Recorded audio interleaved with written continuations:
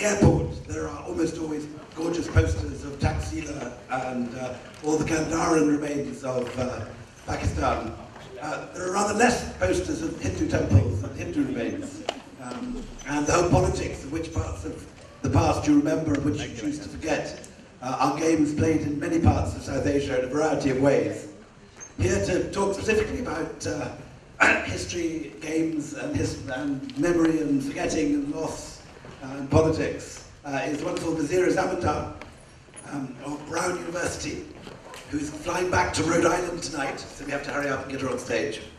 And a great scholar of partition, gave a spectacular... Inviting me, Kavita. I think somehow your invitations are jinxed. Last time the computer crashed, this time I got fever and got sick today. But all good and well, so I hope, this and other invitations to come will put the record straight. And thank you to all the other organizers of the Aesthetics Project. In some ways, maybe I'm an outlier. I may be an outlier in this conference because I'm going to take you from the 1st century into the 20th. And begin by talking about an archaeological excavation. Most of my work on the Northwest frontier has been on the history, started out by being on the history of archaeology and then sort of grappling with the politics of the colonial archive in that region and the ways in which that colonial archive came to be then remobilized in more recent times. Okay, just wait for that one.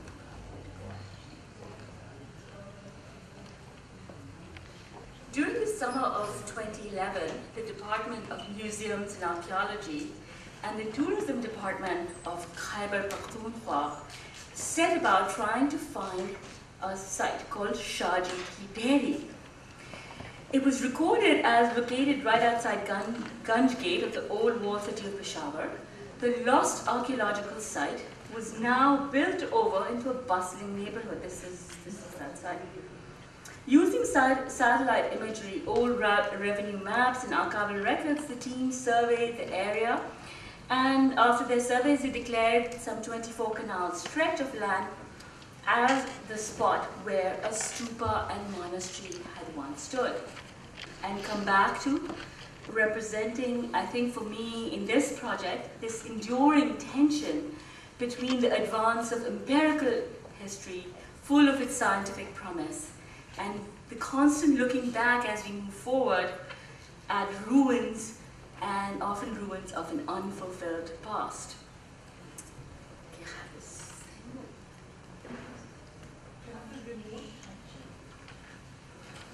Shaji Ki Dairy was a low mound in 1907, and it was associated with an eponymous saint, Shaji.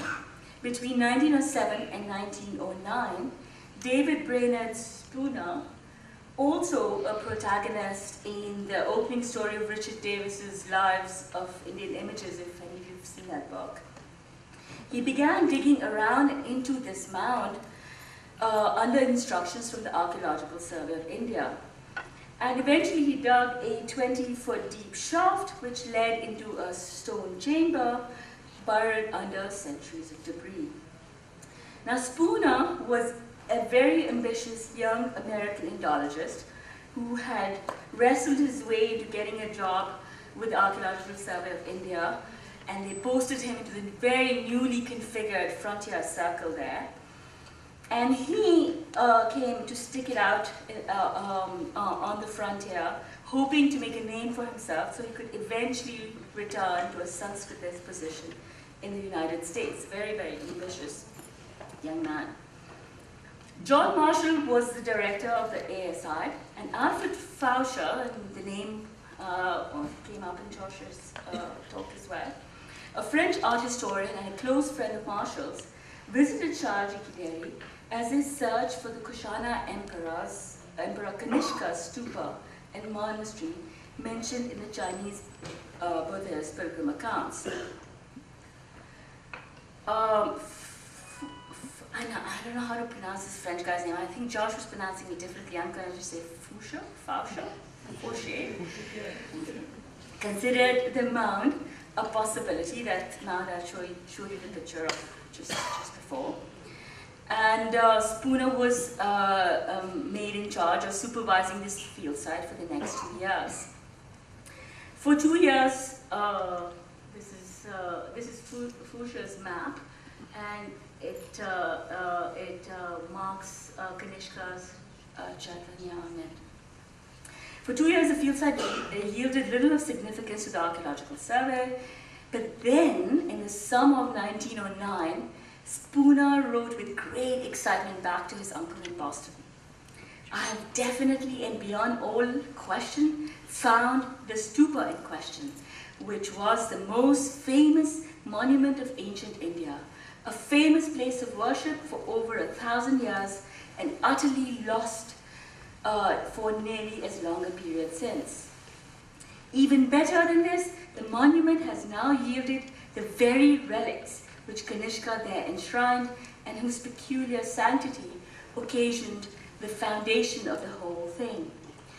These proved to be 3 tiny fragments of bone within a hollowed crystal contained in a wonderfully elaborate metal casket. The casket, after being cleaned, proves to be inscribed, and I have recently had the privilege of deciphering the inscriptions, which specifically name Kanishka Vihara, and besides this are found to be grouped about a figure of the king himself, in all ways agreeing with the figure of Kanishka on his coins. I add that Huan Sang, the famous Chinese pilgrim, declared in his diary that these relics are no less than the bones of Gautama Buddha himself. So you will understand the enthusiasm that the discovery calls forth. Spooner was, of course, overstating his own role in this discovery. Marshall had been supervising at this site until a few hours before they hit the jackpot.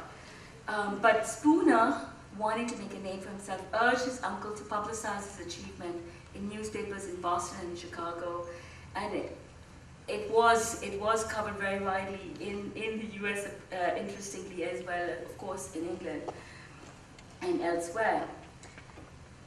This was indeed a major discovery for the Archaeological Survey of India, because the great archaeological discoveries of the 1920s, when they would discover the Indus cities and Taxila, they were yet to come. This was 1909. The disenchantment of Kanishka reliquary and the Buddha relics was thus reported with great excitement all over India, and, as I said, in many parts of the world, including, thanks to Spooner, in the US as well. Okay. Kanishka's casket.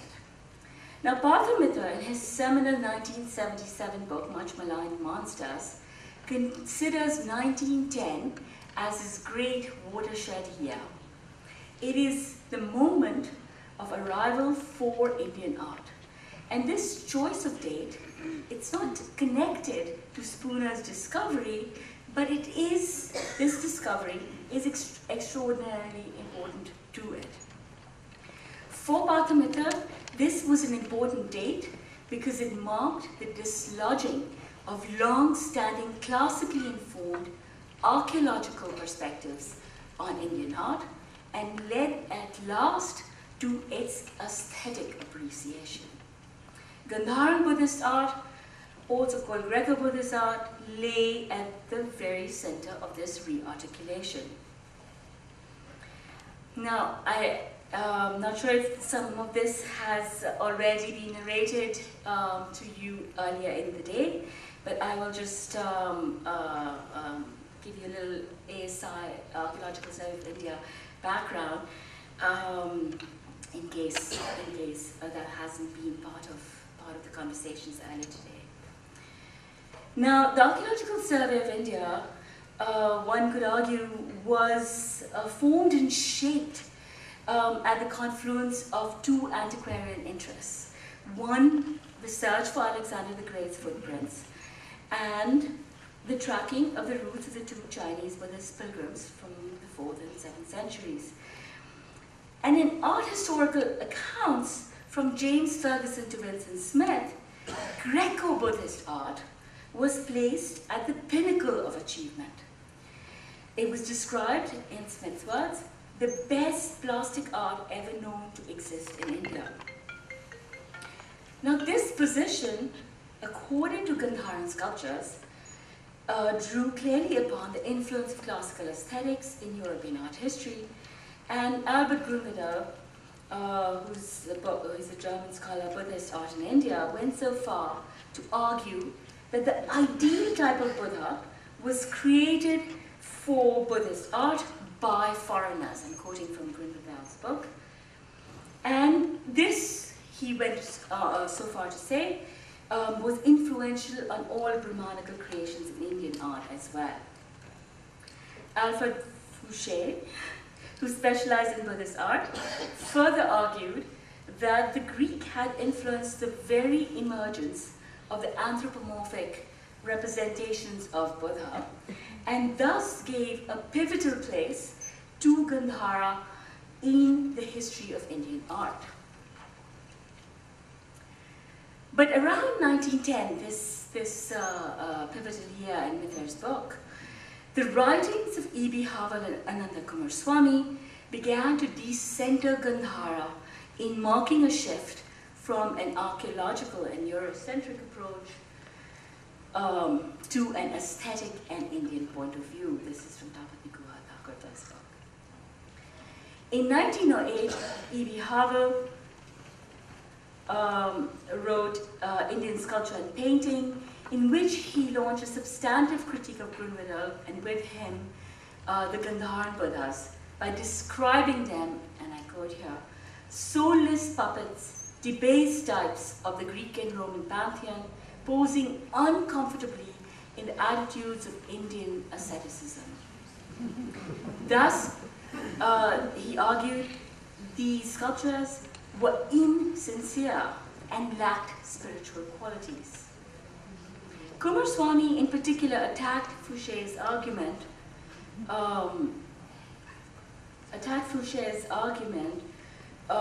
in a set of essays, one of which is The Origin of the Buddha Image, up here on the slide, but also in his essays in Essays in National Idealism. And he made a case for an Indian origin for the anthropomorphic form in Buddhist sculptures of Mathura of the same period. I'm quoting, it is an exaggeration to speak of the Greek origin of the Buddha type, which is, after all, fundamentally and essentially the seated type, for it is impossible even to imagine a Western prototype for the Padmasana pose and for the Dhyani Mudra, arrangement of the hands. It is not in this way that the Western artist would have represented a philosopher. And here in the Western craftsmen in Gandhara, they must have been a copyist of the Indian model. Okay, so even if one might date them as prior to the Mathura sculptures, he insisted that there must have been that which has been lost, that preceded Gandhara in producing the anthropomorphic Buddha. Now, the reliquary immediately acquired huge importance in this shifting ground because it contained 4 inscriptions, one of which mentioned Kanishka and another which gave a date. Fouché placed the reliquary as integral to his chronology of Gandharan art prior to Mathura. Kumaraswamy, who spent most of 1909 in India, drew upon the reliquary as well to make his argument, counter-argument, and argued that the reliquary is a movable object. And because of the movability of the casket, he considered it could have been made in Mathura stylistic grounds, and used it to make an argument for an autochthonous origin of the Buddha image. By decentering it from Peshawar to Mathura, he decentered the Greek influence on the making of the figure of the Buddha and the anthropomorphic form in Indian art. Now, a century of archaeological and art historical debate have ensued over the reliquary.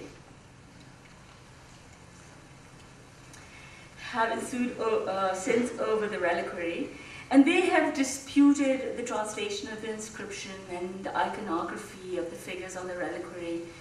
But despite a century of scholarly debates over the reliquary, Havel and Kumaraswamy's nationalist judgments, emergence of an Indian aesthetics in which Indianness of the Buddha image was now to be appraised, were decisive in moving Gandhara away from a pivotal place, a central place in colonial archaeology, to now having a marginal and local status in a nationalist Indian art history.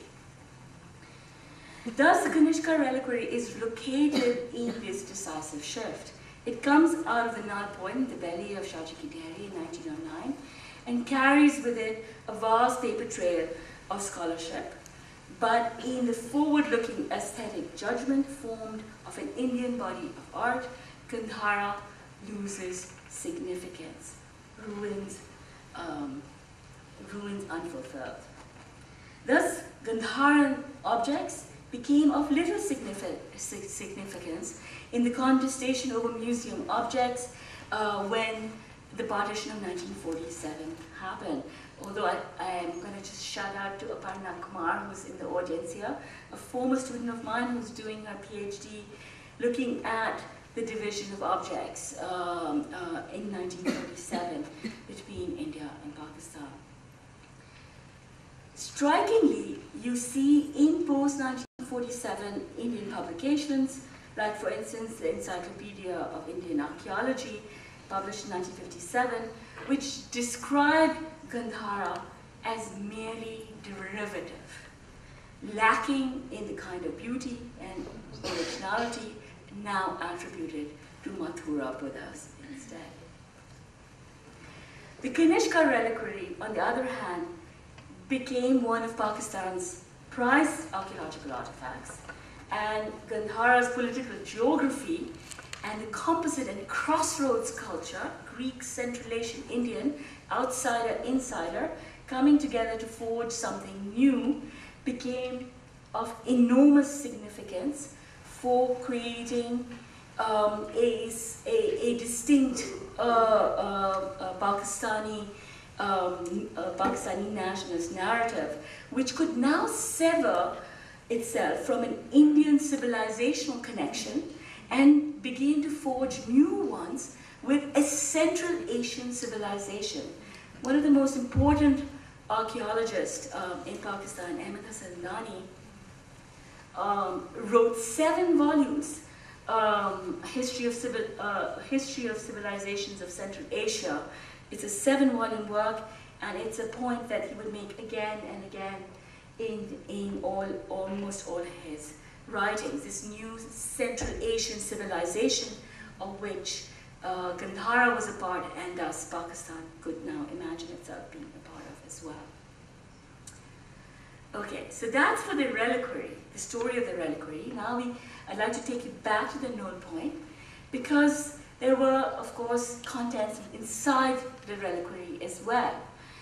And those were what were presumed to be relics of the Buddha, and they were seen as completely separate and therefore ended up having a completely distinct historical journey.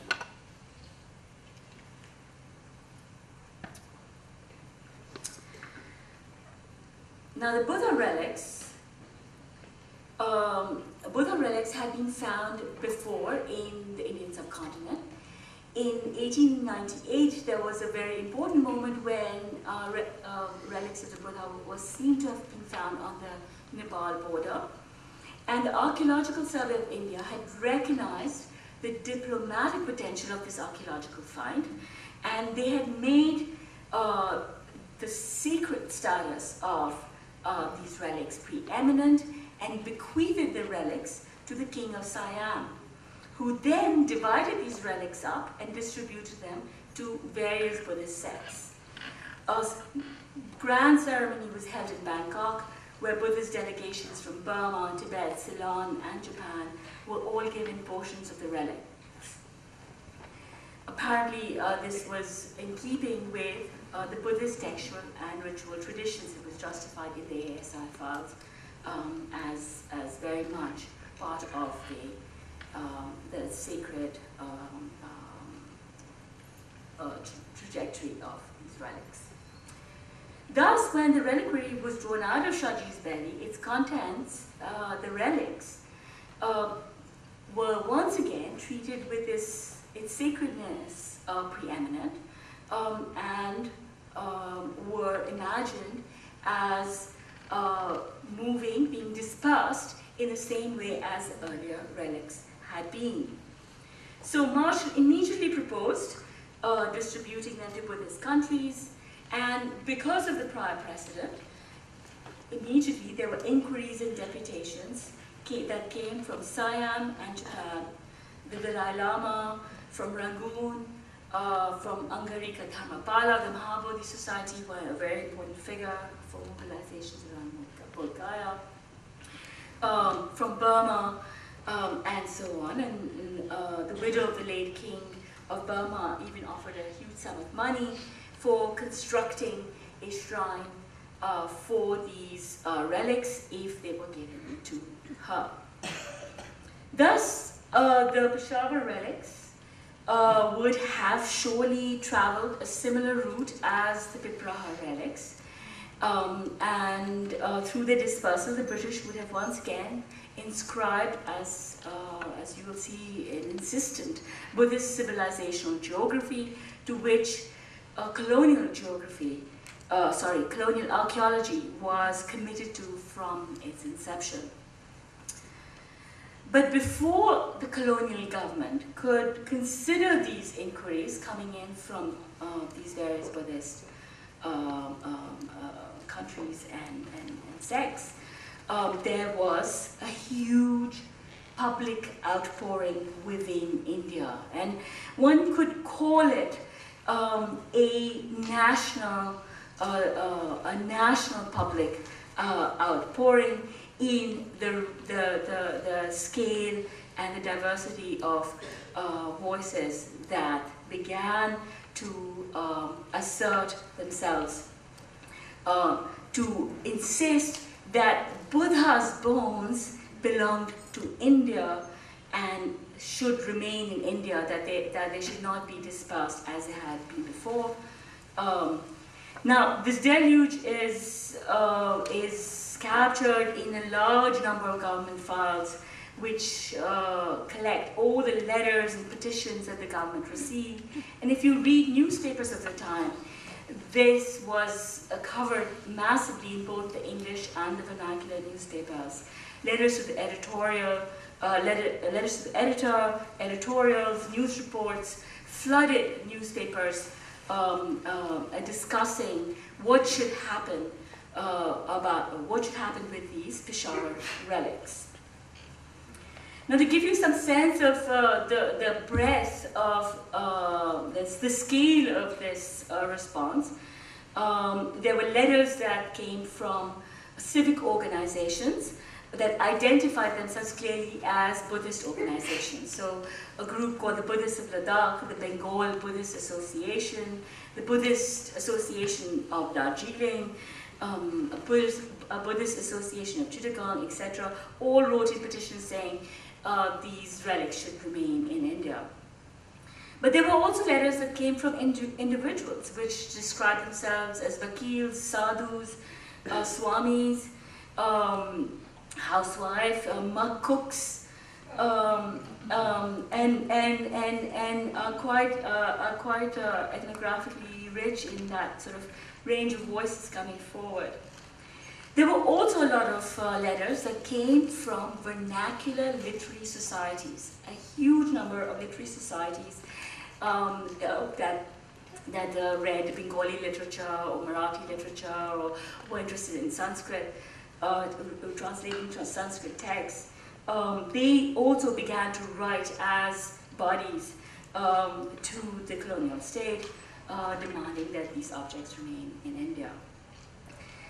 Even more striking, I think for me particularly, I was particularly struck by this. Groups of citizens in small towns and cities started coming together and having public meetings in which then, as an outcome of that public meeting, a petition was written and sent to the colonial state. So, you have letters which are from the chairman of a public meeting of the citizens of Chittoor, the president of a public meeting held in Pune, the chairman of a meeting of the ceded districts union of Madras, and I can go on and on. There's so much. There was so much that so many letters that came to the colonial state. The newspapers, of course, also reported on these public meetings that were taking place in spaces like theaters and halls, and in cities and small towns. It is at these public meetings and petitions and it's the petitions and newspaper articles that engendered that these relics began to acquire a new set of meanings. The sacred Buddhist objects now became objects of a national significance.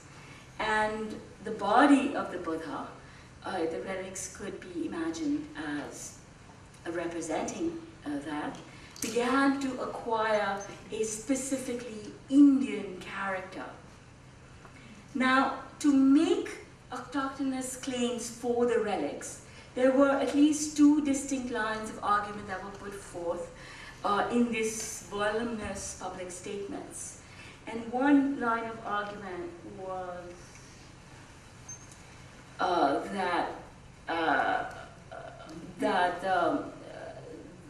the Buddha was a historical figure who lived in India. He was one of the great men of India, and therefore his relics should remain in India. I'm going to read you an excerpt from an editorial in the Bengali newspaper, and to quote, "The awakened national sentiment of people who have learned to appreciate their great men and their high achievements thus demand that Buddha's relics in no case be permitted to leave the country. He is a son of the soil, and the relics, his bodily remains." Now, this kind of argument that the Buddha was a historical figure, an Indian historical figure, and therefore his relics deserve to remain here, is perhaps a fairly self-evident one. The other line of argument focused, however, on the transcendental figure of the Buddha and incorporated him into a Hindu cosmology in order to define him as Indian. This incorporation within a Hindu cosmology is evident in the newspaper Nayak, from which I'll read an excerpt.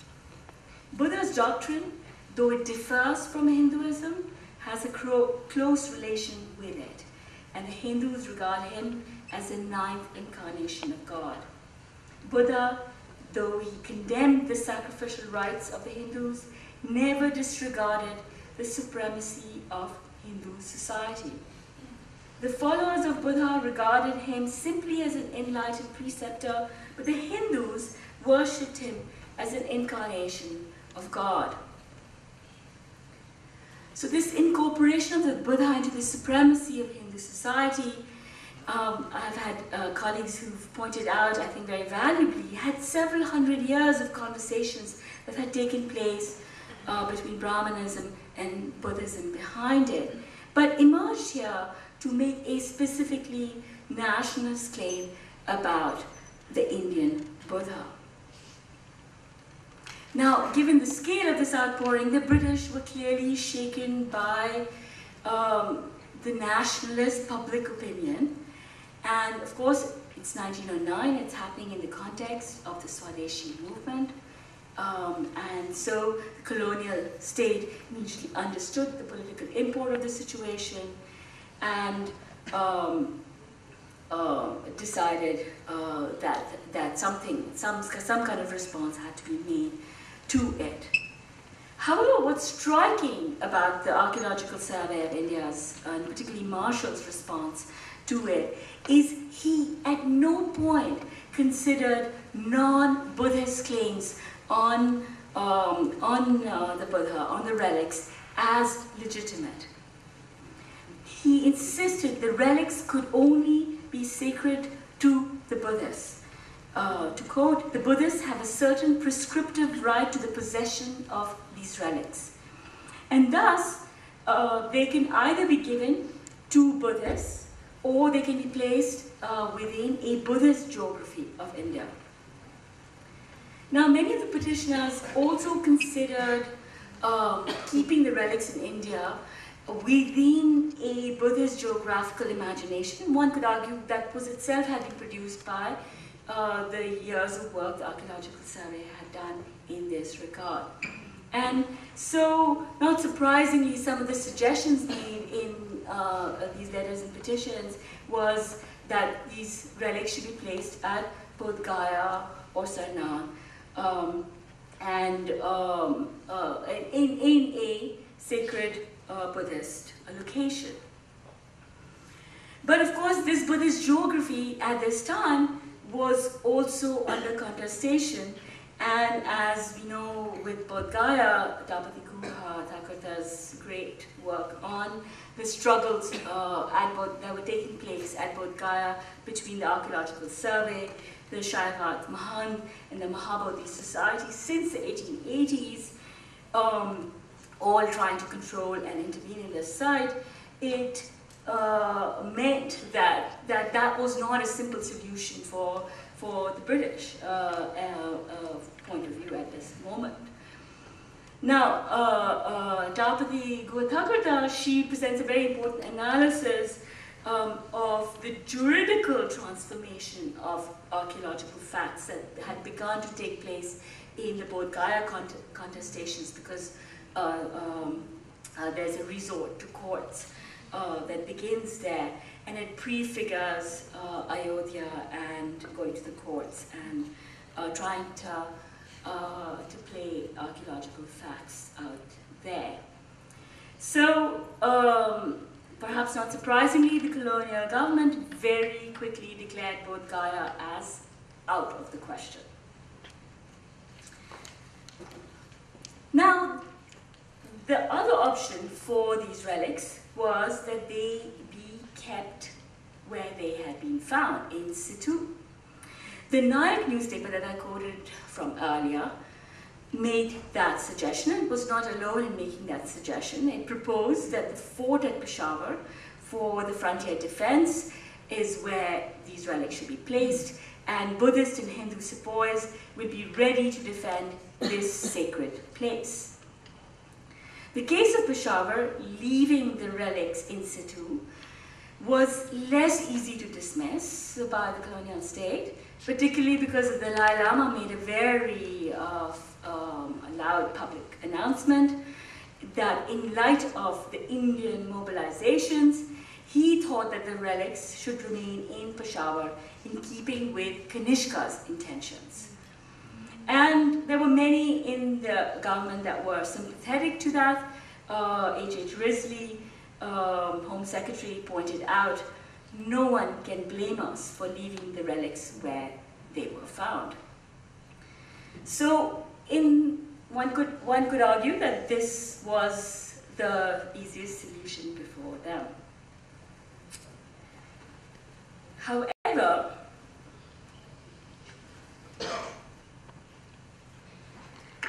the northwest frontier was where the British had the largest military engagement. It was the largest military preoccupation of the entire empire, really. And between 1847 and 1908, just those 50, 60 years, there were 65 major, not minor, there were many more minor, 65 major military expeditions against various tribes that were resisting imperial expansion. These expeditions could range in as many as 35,000 troops for one, to roughly an average of about 8,000 troops being mobilized. So this is a pretty substantial place for British military mobilizations. Much of colonial archaeology, in fact, in this region, had emerged as part of military campaigns. And Spooner, when he first arrived in to take up his job at the Frontier Circle, noted that this was his greatest challenge of working in the frontier, was to separate scientific archaeological excavation from the sappers and military officials digging out for themselves, or what one might also call military looting, which was very prevalent. And he had a very hard time because he also had to depend upon the military officials as he lived and worked there. So it was a part of the routine operations of these expeditions to also dig out and bring back Gandharan objects, as one could call it many different things, loot, boot, etc. So this systemic activity, archaeological excavation and military activity, had in fact also given shape to what one might call a market for Gandharan objects. You could sell Gandharan objects to British military officials, etc. There are many accounts from the 19th century onwards of this market for Gandharan objects that emerged with this particularly European interest in Gandhara. In fact, in 1878, the Archaeological Survey of India introduced something called the Treasure Trove Act in order to give a legal status, which is two objects which were of archaeological interest, but which had been dug out by people other than the ASI. And it gave them some kind of legal authority by which they could acquire them. So according to the Treasure Trove Act, the ASI could lay claim to such objects, buy them, and this was supposed to recognize the commodification of archaeological artifacts and create some set of controls for it in order to, as it explicitly said, build a national collection of antiquities.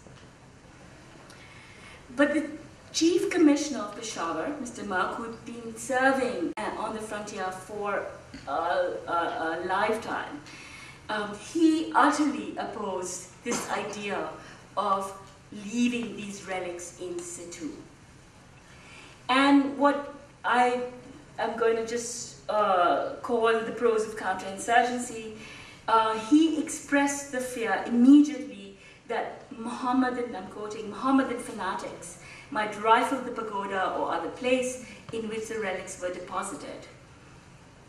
Spooner echoed Mr. Mark, someone he had to rely upon for his survival on the frontier, that leaving these relics here would, to quote, expose visiting Buddhist pilgrims to homicidal fanaticism of the Pathans.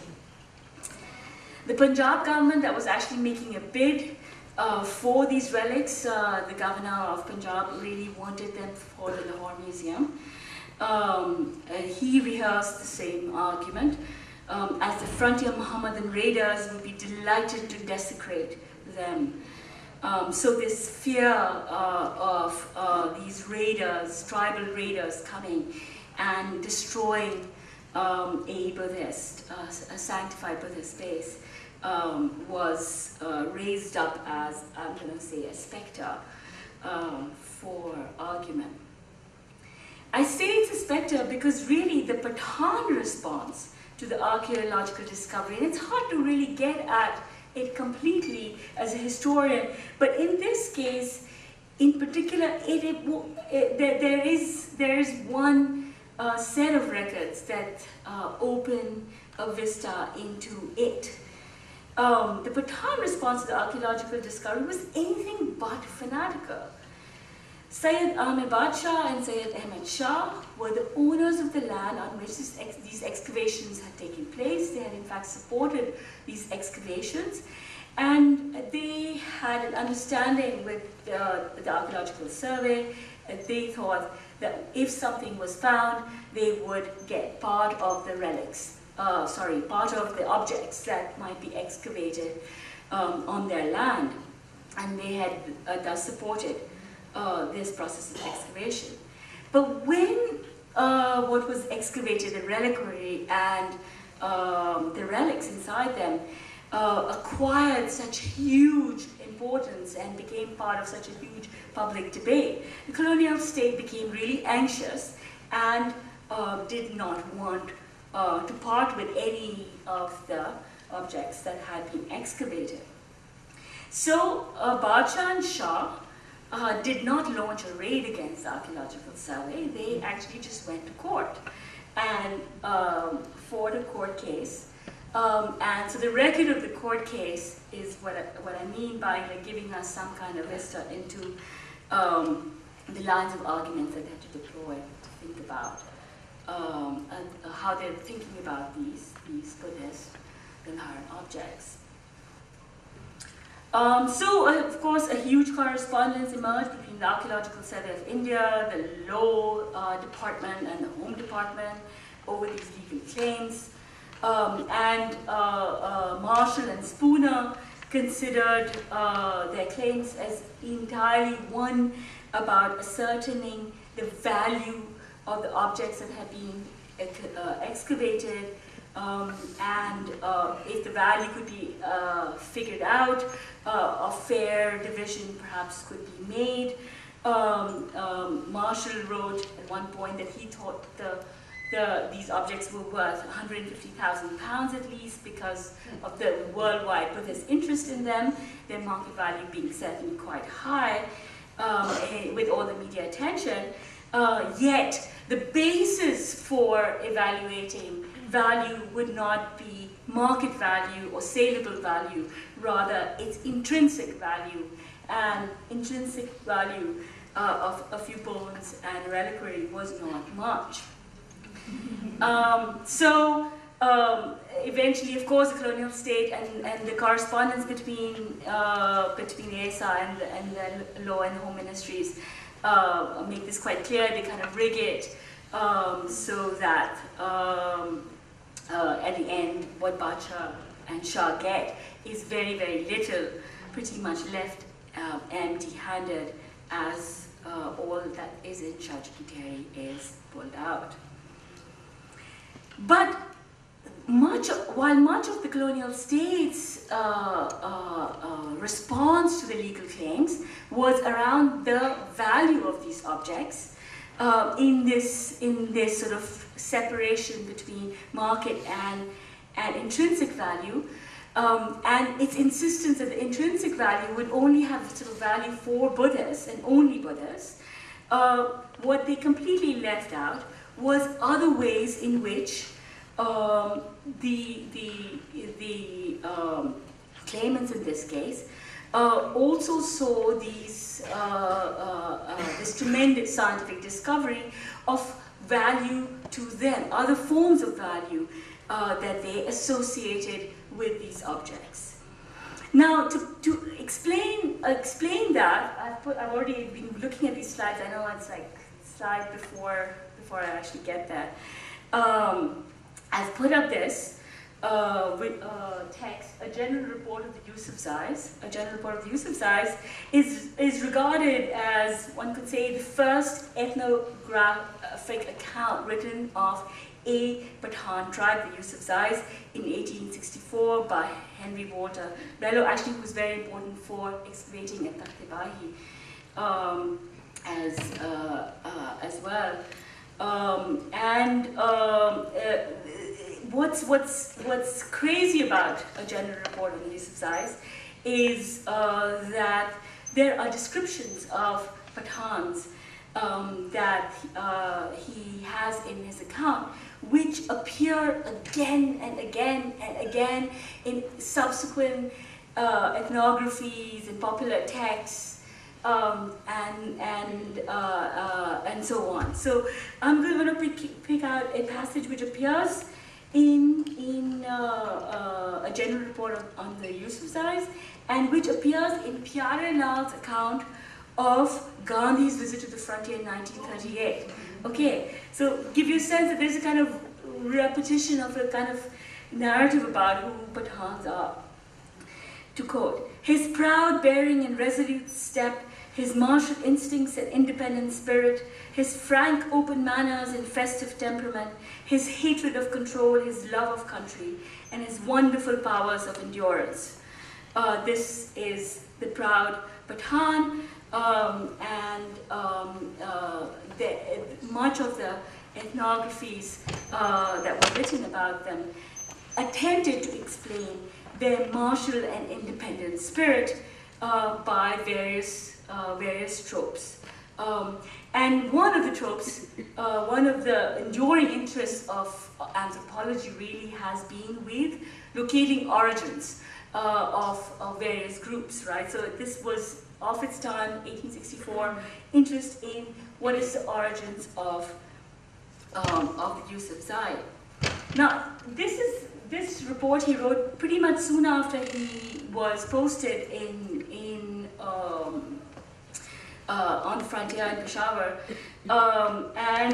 so in this report he basically has this very swift, ready-made narrative about the Yusufzais being the barbaric descendants of Mahmud of Ghazni.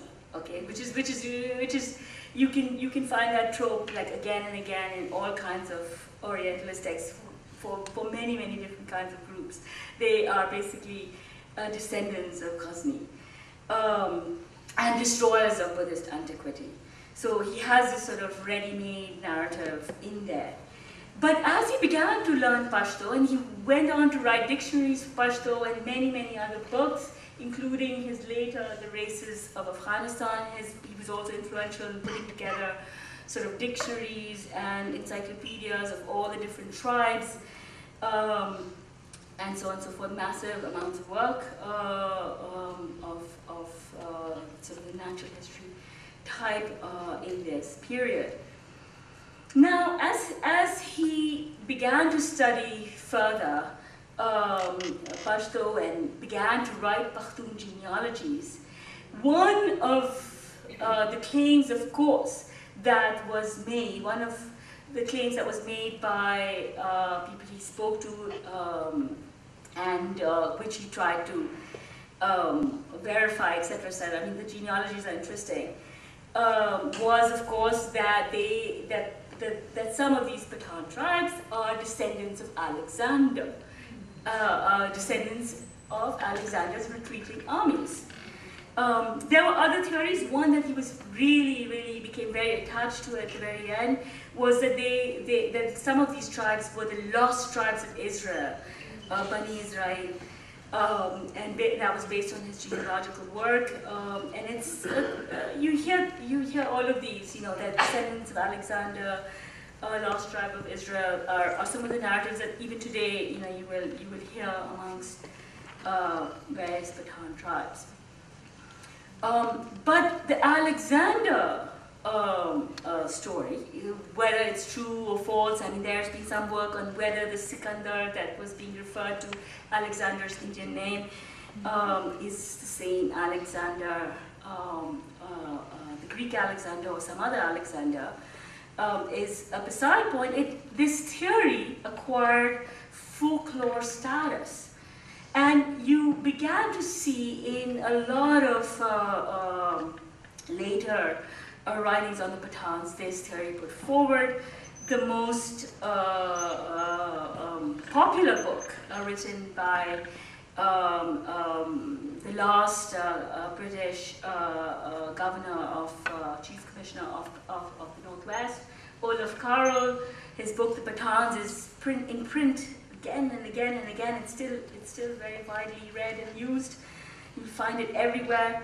And you can see from this cover already, right? He has a Greek sculpture and he has the profile of a young Pathan man. And inside the book, he actually starts out by putting these two images together and making this argument that they are really the descendants of they had Greek heritage in them. Now, with this folklore status, that this theory of being descendants of Alexander is one of the many sort of genealogies of Pathans, the material culture of Gandhara then became transformed from not merely being a record of a Buddhist past, but rather a Pashtun past, acquired an ethnic history, a local and ethnic history. And this is evident in Ghani Khan's very much quoted statement. The Pathans have no written history, but they have thousands of ruins where the hungry stones tell their story to anyone who would care to listen. And this version of things you hear a lot when you travel in those regions. People do speak of, a lot of people speak of the Gandharan past as part of particularly Pashtun history. Pashtuns were hardcore Buddhists once, and now they're hardcore Muslims today, or something, some versions of. But seeing this Gandharan past in a sort of ethnic, in an ethnic continuity. Now, I'm going to make a few conjectures based on the work that I'm still doing, which is on Gandhi's relationship to frontier, the so-called frontier Gandhi Abdul Ghaffar Khan, whose picture is up here. But you see in Pyare Lal's account of Gandhi's visit, as well as of numerous other accounts of the time, this resort to Gandhara's history, ethnicized history, in order to make arguments about the Khudai Khidmatgars and their capacity for recovering a capacity for non-violence that they had lost, but one that they once had, but now perhaps might have lost. Just to quote from Pyare Lal, I think a picture, this is Gandhi. He actually went to Taxila as part of his visit and made and had teachings there, and it was a very important event in his 38th trip to the frontier.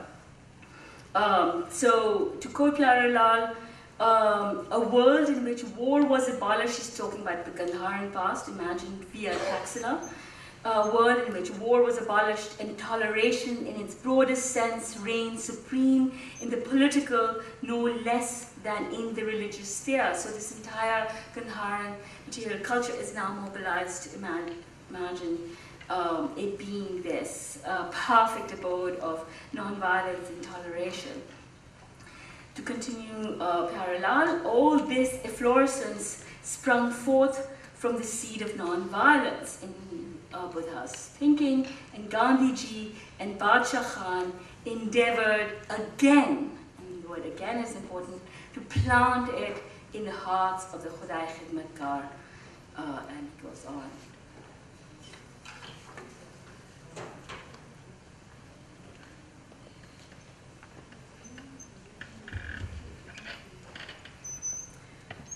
Okay, so here's to go back to the court case.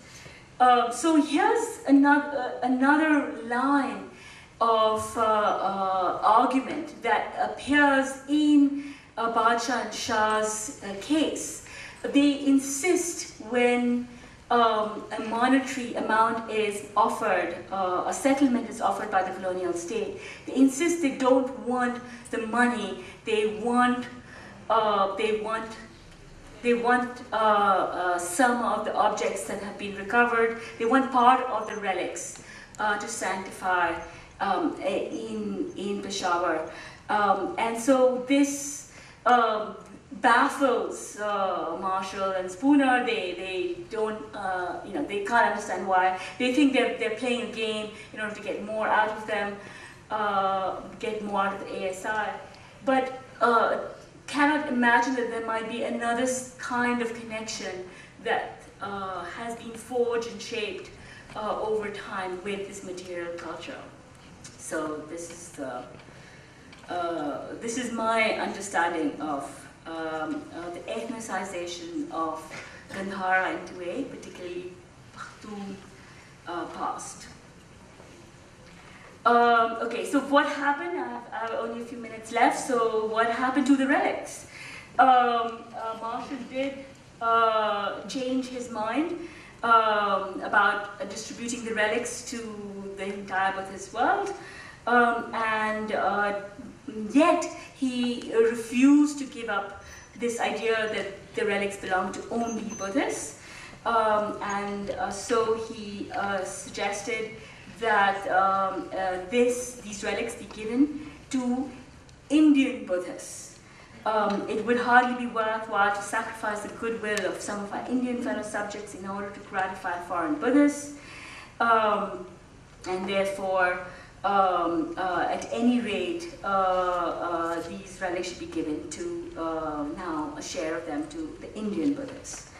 And in keeping with this, they decided to give the relics to Burma, which had the largest number of Indian Buddhists.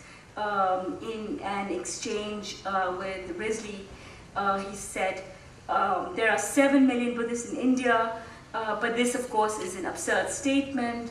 Really, most of these Buddhists are in Burma, and there are only 292,000 in the rest of India, and so really they turn into a problem of numbers, and since most of the Indian Buddhists were in Burma, that's where the relics were to go. Given the widow of the King of Burma was offered to build a stupa for these relics, she was approached. It was decided that they would be placed at Mandalay. Now, what's interesting about the handover of the relics, it was a grand affair in which these relics were handed over to the Burmese delegation in Calcutta, but this insistence on Buddhist belonging is evident in the reliquary that was made, this golden thing that was made by Marshall to put the relics in, because the other reliquary had archaeological value. This was a new reliquary that was made. He made it in the shape of an ancient stupa, and he followed all kinds of, and he goes into great detail, iconography for the box, so that it is placed very much within a Buddhist sphere. And he had on it inscribed to the Buddhists of the Indian Empire, to be enshrined by them at the city of Mandalay in Burma. So that's what I mean, like even at, to the end, with all of this outcry and outpouring of public opinion, in his mind, if these relics were to be handed over to anyone, they still had to be Buddhists, in this case, Indian Buddhists. And just to wrap up, how did public opinion, massively mobilized, think of this decision to have them enshrined in Mandalay. They make their way from Peshawar to Calcutta to Mandalay. Oops, okay, there. Sorry. It's not going back now. I'll just read you one public opinion responding to this decision. The Tribune of Lahore. The choice of Mandalay was not a choice within India, but rather far away from the place of his birth and the scene of his earthly activities. We cannot but feel a wrench at the idea that Buddha's remains will not find a resting place in his own land, as if another land and another people were more hospitable to him than his own.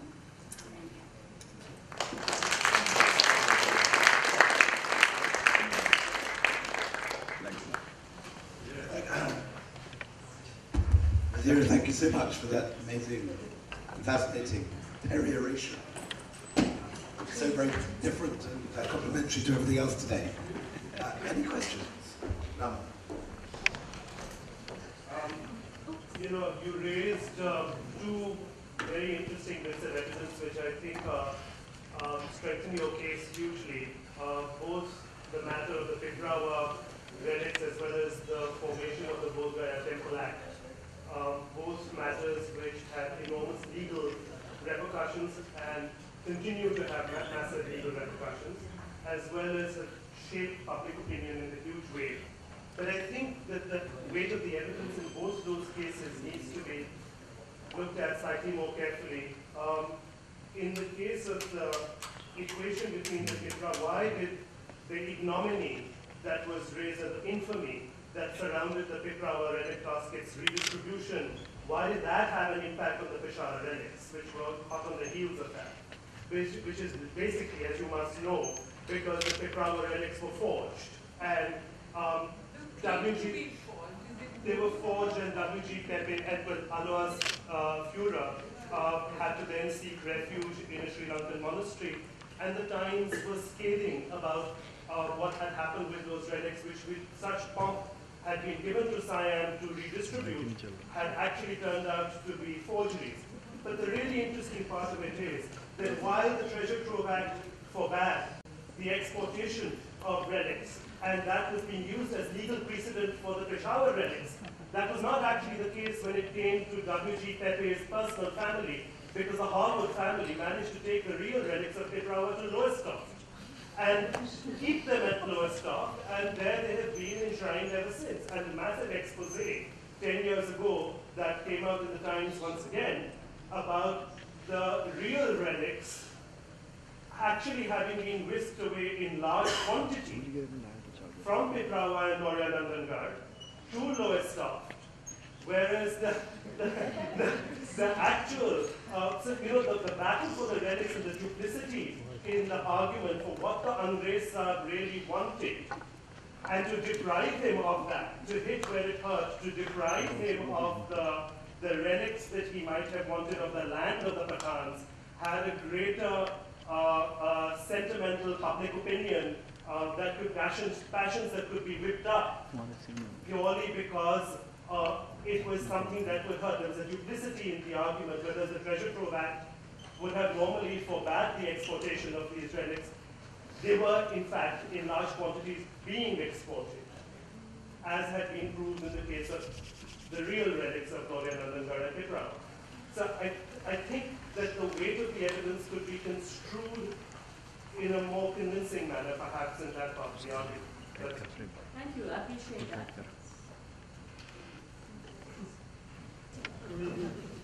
Any non-Lowestoft based questions? Thank you for that. You started with this wonderful picture of this, and you said, I'm going to come back to this at the end, and you didn't. So when they did the aerial photography, did something, can you see anything, and are they going to plan to dig there? That's the first thing. The second thing is you also give this throwaway line, that wherever there are these stupas, there also happen to be Sufi shrines. Can you throw a little more light on that? Yeah, I did put it out as a throwaway line. It's just because it's entirely anecdotal. In this case, there is a shrine, and I actually made a video with walking around with the Department of Archaeology people in this neighborhood. And there were many interesting things that happened while we were walking around. But there are many other stupas where there's also some kind of shrine associated Kabul, with it. the main Buddhist center in Kabul is now a super show. Yeah, so that happens, but I have not done, serious ethnographic work to make a statement about how this happens, how many of these sites have, so to say, Sufis associated with them. So I can just tell you some stories from my travels, going to a village, coming to a stupa, villagers telling me about how you must circumambulate them, and drink water from a specific well, and you will be healed, and how people come from far and wide for being to this site. So it was meant to be a storyline in that sense. Could it be like at Gandhara, where the shrine is looked after the local Muslims, that in time a Sufi shrine would come up in a place where there is sort of spiritual practice going on in that stupa. Eventually get formalized into just a possibility. Well, one of the things that archaeological survey did, and I think still continues to do, is when they declare a site to be of archaeological importance, they start building boundaries around it, cleaning it up, and taking control of the space. And so in many ways that process keeps people out who live in the area and who are feared to not respect, appreciate, and care for these as the archaeological survey entity. I think there's been a lot of conversation in the Department of Archaeology in this region in particular about those kinds of practices. And I just, again, it's more anecdotal because that's not really, what my own research is about. So I can just tell you that they do think about now ways in which local neighborhoods, communities, villages especially, can be incorporated into the care of these sites. Some of that is because they don't have the resources, and some of it is that they're, in Swat, for instance, when there was when the water case, the archaeology department had to do a massive guerrilla operation of protecting. There's a beautiful Swat museum and protecting all the objects there. They did. They managed to get them all out, and it was only possible because the locals participated very heavily in the process of protection. So yeah, that that was one of the most successful rescues that we carried out. I don't know if it's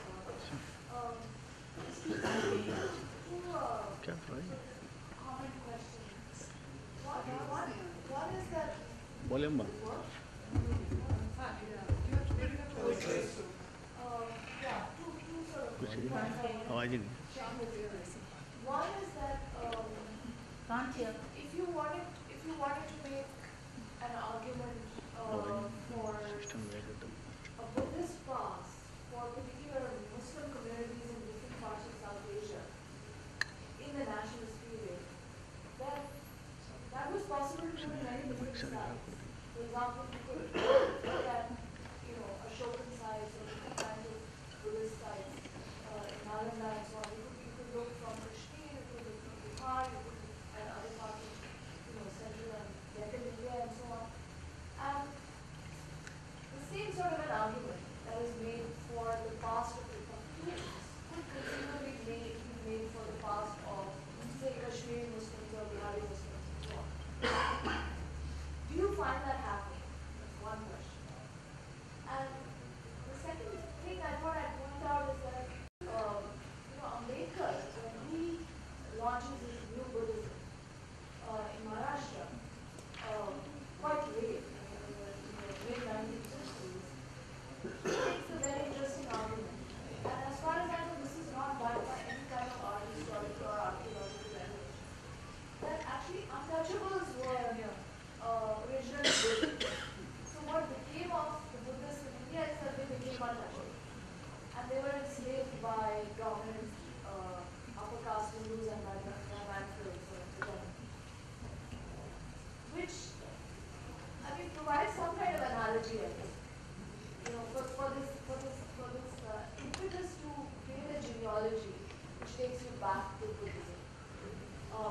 he doesn't marshal any kind of material evidence for this argument. But that's the kind of argument he tries to make. He kind of does, because when he goes to Ajanta or he goes to some of the caves in Western India, he even talks about the ethnicity of the sculpted figures, and he says, in them that I can recognize my own community. So, Yeah, I don't really have answers. Those are great insights, really. I don't know how other communities try to connect to. I know that's true for that you hear for Indus. Sindhis will say, this is really our culture, and some of it, of course, is vis-a-vis the state and various other kinds of contestations that are going on as well. In the case of the Pathans, you begin to see this kind of appropriation, particularly around the mobilization of Tibetan Marathas. So you see references to it before, but then by the 1920s, and I've only just started reading Abdul Khan's writing, which has begun to be translated from Pashto into Urdu, and so you do see these references he makes to the material past and incorporated, into his descriptions of the village, the various places that they're going to. This is an ancient land, we are an ancient people, those kinds of references. It requires more thinking and work, so I'm just putting it out as a line of for thinking about how another kind of ethnic history is a way in which material culture is owned and belongings constructed around that. There is work on various archaeological sites and the way in which locals incorporate those sites into their cosmologies. That's true for archaeological sites in Turkey, which are very, very old historic sites, as well as other kinds of, so I think in that sense, there's a lot of other kinds of ethnographic work in other parts of the world, which would suggest that's a natural process. And the specific ways in which it happens, specific politics, the history in which that happens, begs questioning and further interrogation.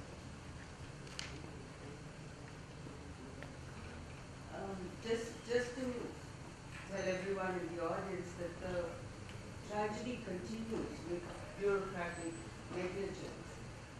We have relics in the National Museum from Kushina, which the Thai government gave a beautiful golden pagoda for, and it's kept in the Buddhist gallery. Thousands of people walk through the dusty rooms of the National Museum with their shoes on, walking, looking aimlessly at things. But for the Buddhist community, it is a very, very sacred room. And suddenly, the museum staff are completely unaware that these people come, take off their shoes, pray, chant in front of those relics.